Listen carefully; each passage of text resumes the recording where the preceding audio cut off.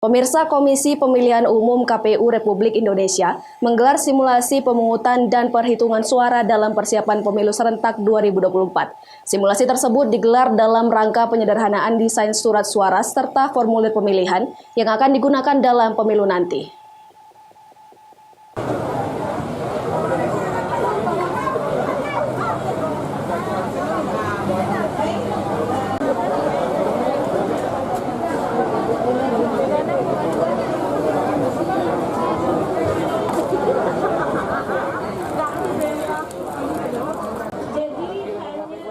Simulasi pemungutan dan penghitungan suara dalam persiapan pemilu serentak 2024 berlangsung di Sekretariat KPU Provinsi Sumatera Utara Jalan Perintis Kemerdekaan Medan. Pada simulasi ini terlihat hanya ada 3 surat suara yang dibagikan kepada peserta, di mana peserta simulasi adalah perwakilan partai politik. Dalam surat suara tersebut ada penggabungan surat suara antar Presiden dan DPR RI, kemudian DPRD Provinsi dengan DPRD Kabupaten Kota, sedangkan untuk DPD RI tetap 1 surat suara.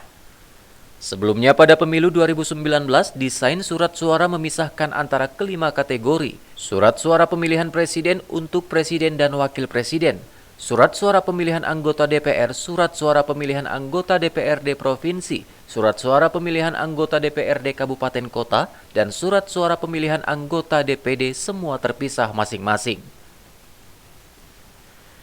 Dalam proses pemungutan dan penghitungan suara, para pemilih wajib mengikuti standar protokol kesehatan, di mana sebelumnya masuk ke tempat pemungutan suara atau TPS, peserta simulasi dilakukan pengecekan suhu tubuh, mencuci tangan, dan menggunakan sarung tangan sekali pakai.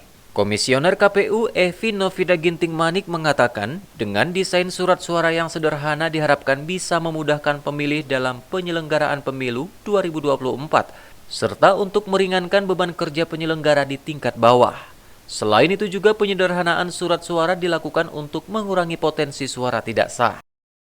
Kegiatan simulasi ini sebenarnya menjadi bagian dari kita untuk mencoba menjawab berbagai pengalaman yang dialami oleh pemilih, terutama pada saat menggunakan hak pilih di pemilu 2019.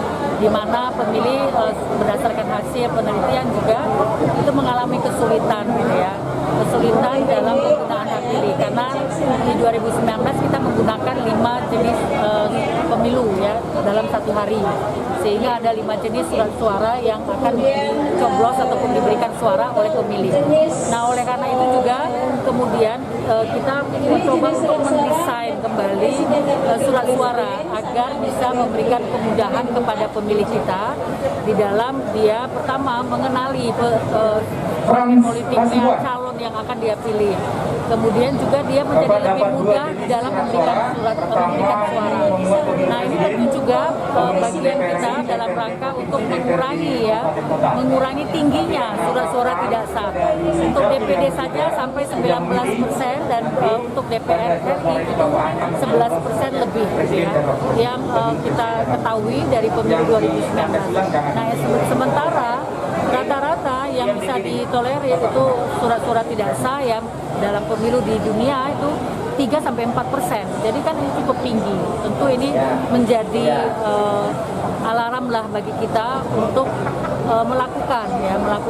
membuat satu penelitian, satu simulasi, satu kajian yang kemudian mudah-mudahan kita bisa mendapatkan surat suara yang memudahkan pemilih, menyederhanakan surat suaranya, juga membawa pengaruh terhadap kerja-kerja KPPS yang menjadi lebih mudah, lebih sederhana, dan tentunya tidak memberatkan.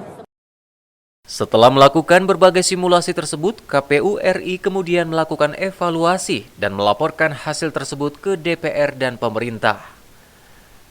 Dari Medan, Sumatera Utara, Wahyu Pratama melaporkan untuk Eva Rina TV. Oh, betul ya.